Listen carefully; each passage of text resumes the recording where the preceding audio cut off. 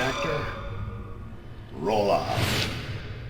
When you were teaching all of the actors some of the tricks, who do you think caught on to any of your tricks like the quickest?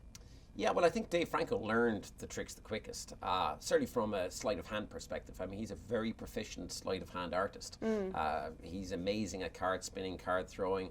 The sequence where the card heist sequence happened, you can see he was really back palming cards, front palming cards. He was throwing cards into the air, and he really can do that in real life. Oh, cool. And I think, yeah, Woody just took to mentalism and hypnotism quite naturally.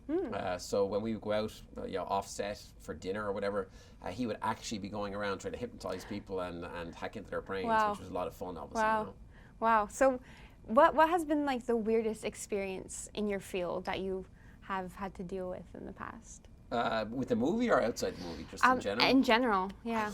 I suppose it's just dealing with people. I mean, the weirdest thing that I probably have done in all my careers, I hijacked Nicole Scherzinger from the Pussycat Dolls and drove her blindfolded down a canyon road at like 150 miles an hour. So that was a bit crazy. Wow. And then another time, I was performing the 100-foot rope escape, which is kind of generally known as the most difficult escape in our world. And I actually failed one night in front of people, but my twist on it was I used to get my head wrapped in cling film, or saran wrap, I guess as it's known here, so I couldn't see her breathe while I'm trying to do it. Oh, wow. And then I passed out, and that was in front of 2,000 people. Oh, wow. So, things can go wrong sometimes, and I'm okay with that too, So would that be considered like one of the trickiest things that you've had to do or hardest in your career? Yeah, I don't know. I mean, a lot of the stuff that I've done has been tricky. I remember I got tased out here for my Discovery Channel show. Wow. By a cop as I simultaneously tried to hack into his brain. So my challenge to him was, do you think I can hack into your brain while you tase me at the same time? And he said, I don't know. And I said, well, I don't know either. Let's try it. So I got tased, which wasn't the smartest thing to do.